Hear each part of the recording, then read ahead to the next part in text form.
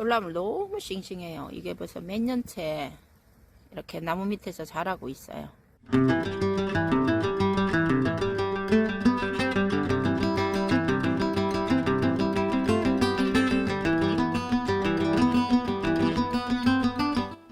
네, 안녕하세요.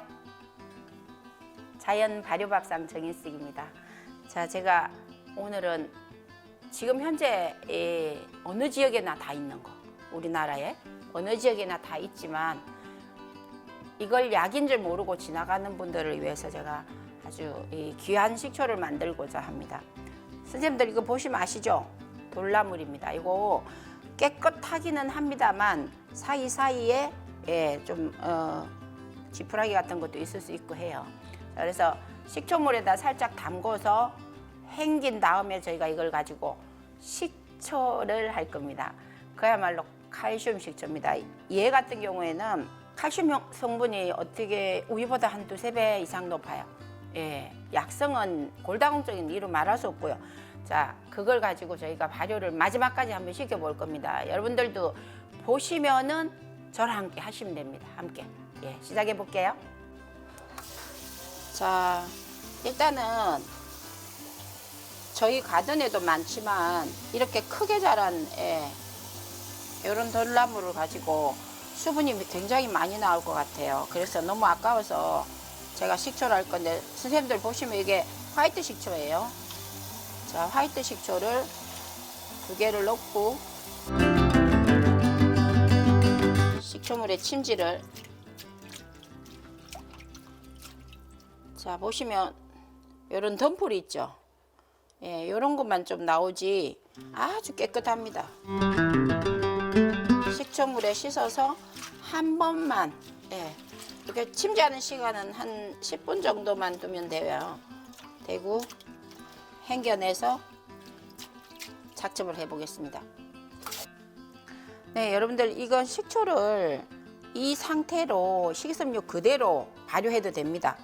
근데 이제 우리는 좀 더 효율적으로 발효를 하게 어떻게 보면은 난 착즙기도 없는데 이제 이런 분들도 계실 거예요. 근데 이게 이렇게 하지 않으면은 100%를 다양하게 먹을 수 없어요. 그래서 저희가 착즙하는 부분에 있어서는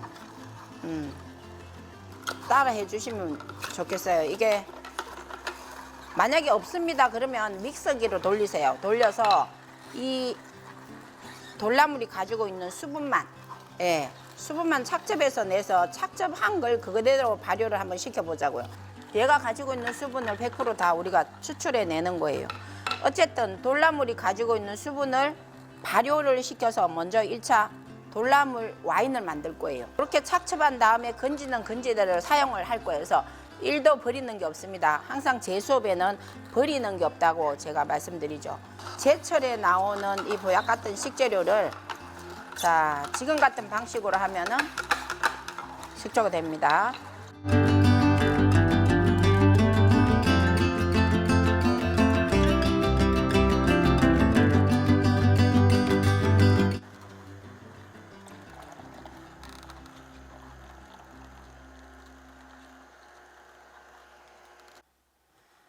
자, 여러분들 이 착즙만 되었기 때문에 물론 건지는 따로 빠졌어요. 그래서 돌나물이 가지고 있는 성분은 우리가 100% 다 쓰는 데 있어서 착즙만 했어요.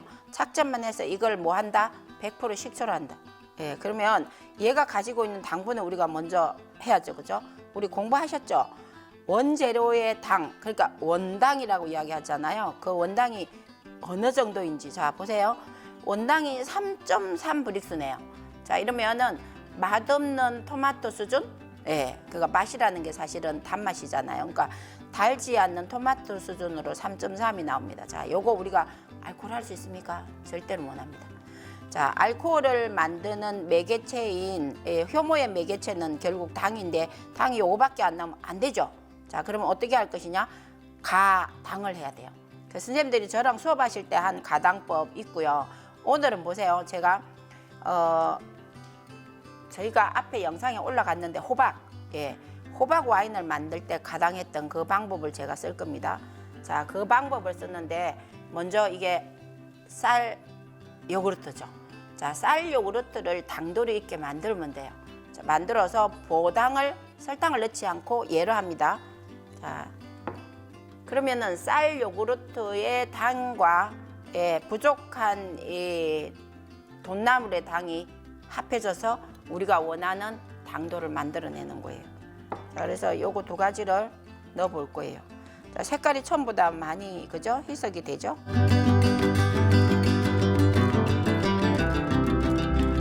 이제 효모가 원하는 당은 보통 14, 15, 16, 17, 18 안에서 이루어진다고 제가 말씀드렸죠. 그러면 이제 얘네들이 블렌딩이 되어서 어느 정도의 당도가 나오느냐에 따라서 우리가 이걸 와인을 할 수 있다 없다가 나눠져요. 그죠? 희석 비율을 내가 많이 할 것이다 그러면 좀 더 세게, 그렇지 않으면 조금 더 약하게 해도 상관없어요. 그 말은 무슨 말이냐, 산도가 조금 약해도 상관없다는 거예요. 산도가 세면 어때요? 물을 많이 타야 되겠죠. 근데 산도가 약하면은 물을 좀 작게 타고 원액을 그대로 드시면 되겠죠.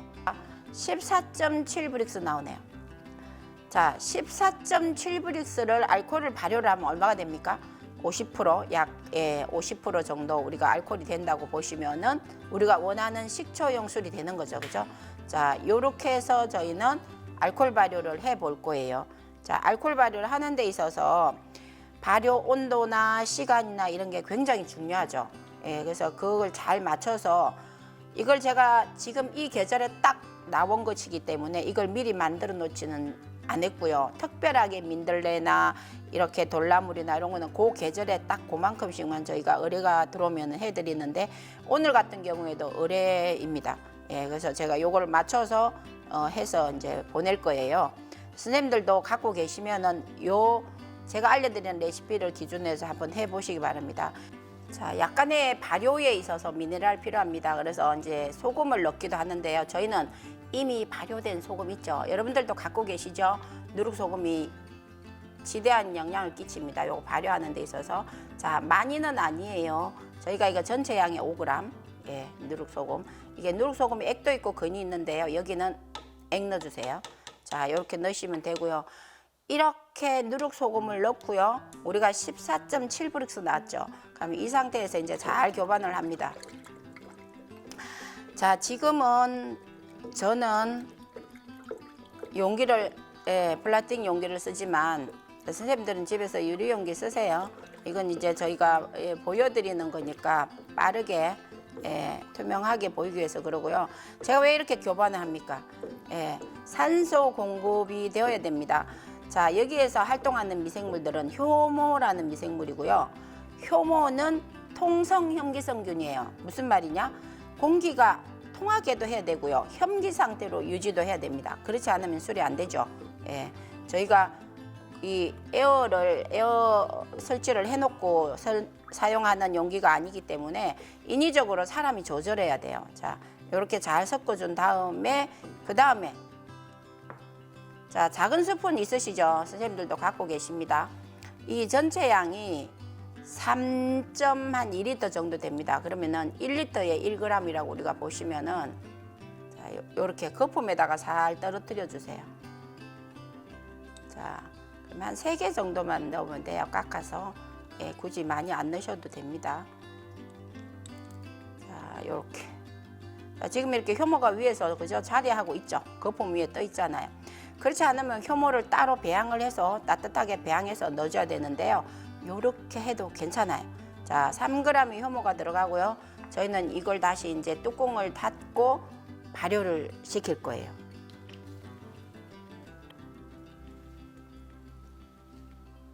자, 요렇게 해서 효모까지 들어가면은 이제 발효는 시작입니다. 그래서 뚜껑 관리를 선생님들 잘 해주셔야 되죠. 뚜껑은 꽉 막아 놓으시면 큰일 납니다. 아시죠?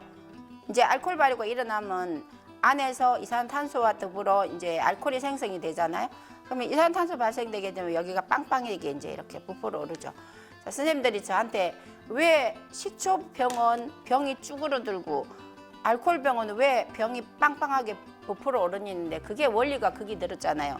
식초를 만드는 초산균은 여기에 용존산소를 다 흡착을 해서 자기가 산소 흡착을 시키니까 용기까지 쭈그러뜨리죠. 이렇게.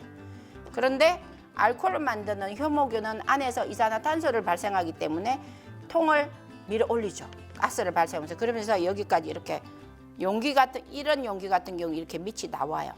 뚜껑 관리 안 해주면 큰일 납니다. 자, 그러다가 그래도 산소를 빼주지 않으면은 터져버려요. 그래서 선생님들이 조심하셔야 되고, 항상 발효는, 알코올 발효는 꽉 막아놓고 반바퀴 잊지 마세요. 이렇게 꽉 막아놓고 반바퀴만 돌려놓으시면 절대 외부 공기는 안 들어가고 안에 있는 이산탄소는 밀고 올라갑니다. 자, 그렇게 해서 발효할 겁니다. 얼마간? 얘는 발효 14일 할 거예요. 14일 발효를 하는 데 있어서 지금 저희가 14.7브릭스로 스타트를 했잖아요. 그러니까 반 이상, 한 5, 6브릭스까지 떨어질 때까지 둘 거예요. 자, 그 다음에 이걸 가지고 초안치기를 할 거예요. 이제 그때 되면 색깔이 이렇게 예쁘지 않아요. 이런 초록 색깔이 아니고 약간 아주 연한 초록으로 갈 겁니다. 자, 그때까지 이 효모를 이용해서 잘 발효를 해 볼 거예요. 자, 선생님들, 저희가 착즙을 했잖아요. 그래서 이 돌나물이 되게 흔하지만 사실은 이걸 약용으로 사용할 때는 되게 귀합니다. 그리고 제철에만 딱 있고요. 그래서 이렇게 저희는 지금 이걸 착즙해서 식초 발효, 그러니까 와인에서 식초 발효 시키고 이런 식으로 보세요. 저희가 이제 착즙기에서 내리니까 이런 모양으로 나오잖아요. 이렇게 내린 걸 제가 다 이렇게, 이제 보세요. 식이섬유죠. 식이섬유 그대로예요. 근데 여기에도 이 가지고 있는 돌나물의 약성을 다 우리가 먹을 수 있거든요. 그래서 요거는 이렇게 건조기에다가 건조를 시킬 겁니다. 자, 제가 지금 이거 건조기가 8칸이면은 제일 밑에 있는 거는 지금 요 정도 말랐어요. 그래서 이게 시간이 한 서너 시간이면 이렇게 마르거든요.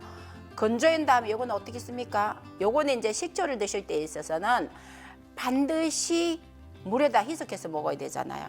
자, 그럴 때 식초 희석하는 물로 이걸 차로 우려 가지고 먹기도 합니다. 그래서 다양한 용도로 활용할 수 있는 방법을 알려드리니까 얘를 잘 보시고요. 귀한 거 많이는 안 나오거든요. 아무리 많이 채취를 해도 이렇게 많은 양이 안 나오는 건 귀한 약재를 우리가 쓰시자고요. 자, 이런 식으로 말리시면 됩니다. 자, 여러분들, 돌나물, 이 귀한 귀하지만 정말 많아서 흔해서 귀하지 않게 우리가 생각했던 그 돌나물이 약성이 아주 대단합니다. 특히 이제 우리 같이 나이 들어가는 사람들한테는 골다공증, 그러니까 뼈 건강이 아주 좋아요. 자, 그냥도 드시기도 하지만 이건 그냥 착즙해서 드시면 됩니다. 하지만 이렇게 발효시켜서 드시게 되면은 효과가 배가 됩니다. 왜? 돌나물 100% 식초잖아요. 자, 여기까지 오늘은 알코올 만듦까지 합니다. 자, 또 다음에 이어서 저희가 초산 발효하는 거는 다시 보여드릴게요. 자, 감사합니다.